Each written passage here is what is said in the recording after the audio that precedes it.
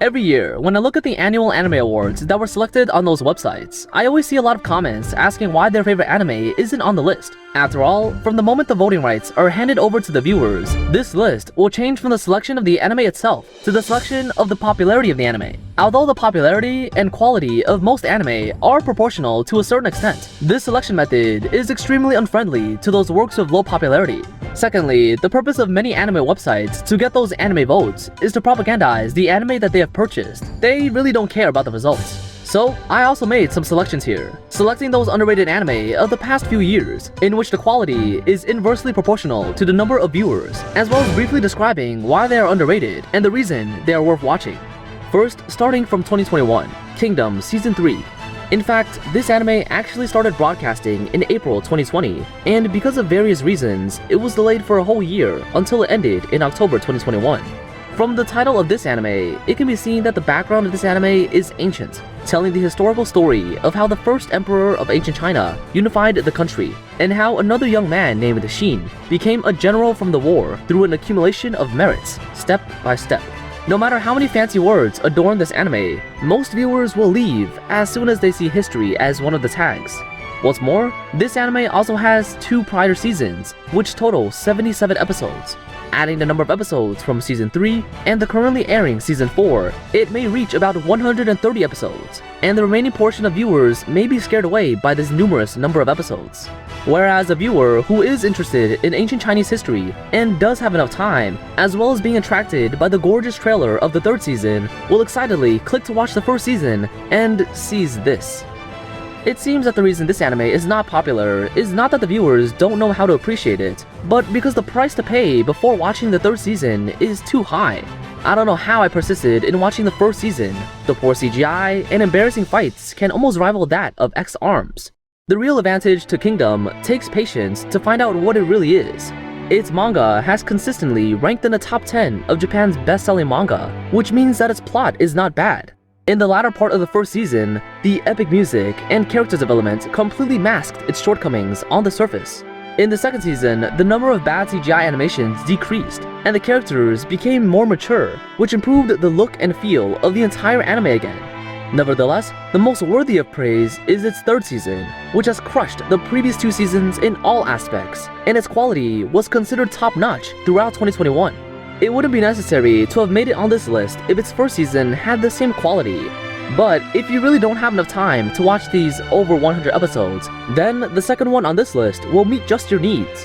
Heikemonogatari, also known as the Tale of the Heike, has only 11 episodes in total. While Kingdom tells the history of China, Heikemonogatari tells the history of Japan. The biggest difference between the two is that Li Xin, the protagonist of Kingdom, was actually a real person. Regarding his identity, background, and final outcome, they are all unknown, and there is a great deal of room for manipulation. The main storyline follows history, and the rest is curated by the author. Therefore, Kingdom is essentially a Shonen Jump style anime compared to being a history anime. While Heikemonogatari is compiled from an epic account, and then was adapted into an anime, which had made most of the plot stereotyped and difficult to recreate. In addition, the content of the original work is very large, and the translation alone amounts to about 800 pages. Trying to adapt this into a mere 11 episodes would likely repeat the tragedy of The Promised Neverland Season 2. In conclusion, this kind of worry is unnecessary, as director Yamada Naoko knows that purely historical anime is difficult to be accepted by everyone in this era of commercial anime dominated by moe culture. So she created the heroine, a teenage girl named Biwa. She is a cat-like character with heterochromatic eyes. You don't even have to think about it. A character that is so in line with modern aesthetics must be an original character. Throughout the entire anime, there has always been a sense of alienation between Biwa and other characters, rarely interacting with others voluntarily, and everyone else has grown up and matured, while she still looks like a child. One of her 2 different eyes can see the dead of the past, and the other can see the distant future. But even so, she doesn't take any action, allowing tragedy to happen, and making some viewers dislike this character very much. This sense of alienation gradually turned into a sense of deformity, and strange objects appeared around Biwa. The most obvious is the watermelon she was eating. Although there is no exact era when the watermelon was introduced to Japan, it was around the end of the Muromachi period, that is, after 1573. But the background setting of the story takes place from 1180 to 1185 during the Genpei War. In other parts of the anime, the background setting of history is extremely rigorous, but why did such a simple and low-level plot hole appear beside the heroine? Here comes the conclusion. Biwa's true identity is the reader, symbolizing the public who has read Heikemonogatari. The 5 years of the characters in the book are just a moment for them. They know the characters who had died in the past and the events that will happen in the future, but they cannot change the tragedy that had already happened. The heroine's sense of powerlessness and pessimism also comes from this. The fact that this anime connects the characters in those books through the reader is something that other historical anime can learn from. The seemingly numerous and incomprehensible plots in the book will become clear as the heroine can help us sort it out. Regarding the rise and fall of a family, the anime has made a lot of compromises in order to make most viewers understand it. The reason why many people don't watch it is that there is a history tag, and the story is too difficult to understand. This type of anime is actually more confusing the more you look up the information, unless you have read the entire book. The events that have been briefly mentioned in the anime do not need to be understood too deeply, and if you really can't understand them, then it's a good idea to just give up on thinking about them. The art style and music of this anime are excellent. Although there are a few battle scenes, each one is a work of art. Whether you're interested in Japanese history or not, this anime deserves your attention. It's not uncommon for these two history-related anime to be underrated, but the next one is a real shame. World Trigger Season 2 and Season 3. Are you tired of seeing the endless protagonist halo of the main character? What about those anime with characters who are already on the verge of death, and after reminiscing have their combat power doubled? Most long serialized manga now have a common problem.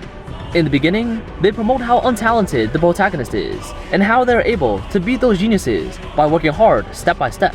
In the later stages, after a collapse in combat power, you can find out that the protagonists all depend on blood lineage, reincarnation, and various protagonist auras. Throughout hundreds of battles, their strength improves a lot, but their IQ has not increased much, and a lot of plots begin to conflict with the original plot settings. Naruto is just like this, and this trend has recently been started in One Piece. Originally, Ancient Zoan's Devil Fruit allowed users to gain super strength and recovery.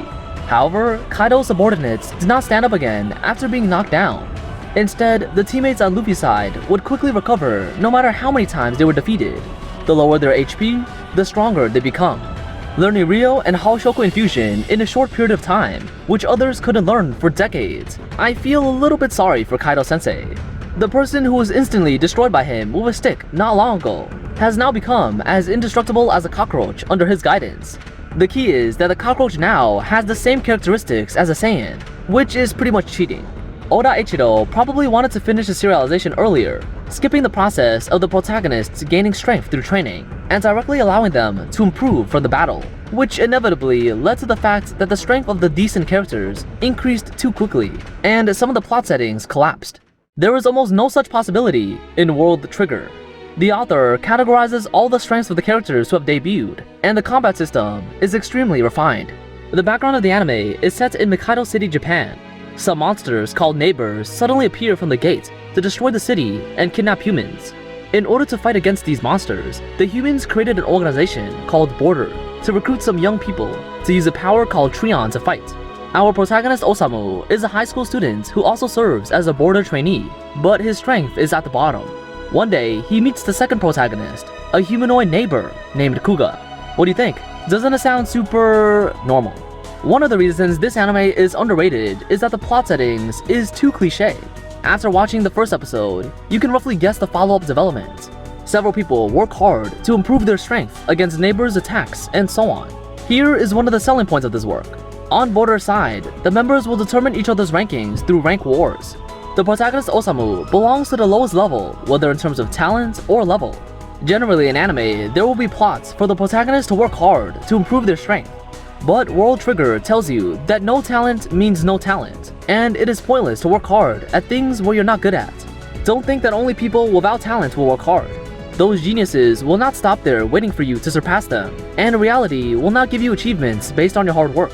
If your physical combat ability is not good, then you would use your brains to fight, which is also a point that many anime will emphasize. This type of anime can be roughly divided into two categories, emphasizing how smart the protagonist is by lowering the IQ of other characters. And the second is the one in World Trigger, where both the protagonist and the opponents are of the strategic type. The later parts of World Trigger felt more like a group drama to me. The author really gave almost every character their own strategies and fighting styles. When fighting, they will investigate the information of the opposing teams in advance, considering the terrain, the choice of weapons, and every victory is accumulated on the condition that the intelligence obtained by the opposition is a bit more. Those who want to fight using emotions like anger or memory are usually the first to be killed. There is also a quote in the anime: if you say that the outcome of a fight depends on the strength of people's feelings, then it becomes a question of, were the losing side's feelings not enough? Like the battles in the Pokemon games, it may seem simple on the surface, but after a closer look, you can find that it's quite complex. For realistic team battles, I estimate that very few works can surpass World Trigger.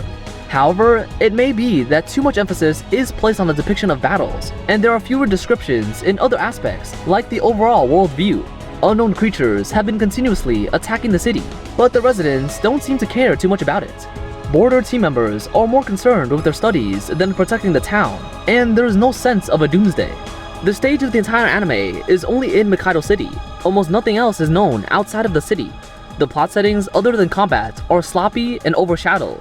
In addition, the anime of the first season is very low cost compared to the next two seasons, and there is no way to adapt those original battles from the manga, resulting in a portion of the viewers being lost because of this. In the first season, due to the author's physical conditions, it stopped for a long time. As a result, many plots in the later stages of the anime are original, which severely reduces the score of the anime. The most important thing is that most of the characters in this work are young people, and they are not in love. High school students in Japanese anime that are more focused on their own tasks and studies rather than on love. This point creates a gap between other fighting anime. Reminder before watching: the plot in the early stage of the anime is very cliché, and many people are not used to the personality of the protagonist, who is both incompetent and stubborn. The heroine does not have any prominent personality, and has always maintained the same expression as Doraemon. These shortcomings will be gradually improved in the later stage. The IQ of our Four Eyes protagonist is slowly going straight down the path to the protagonist Shiro's level in Log Horizon in terms of similarity. Some of the fighting scenes in Season 3 are aimed squarely at the throne for the best fighting scenes of 2021. In addition to these three, there are a large number of hidden gems in this great treasure trove called the Past, which will be unearthed one by one in this series.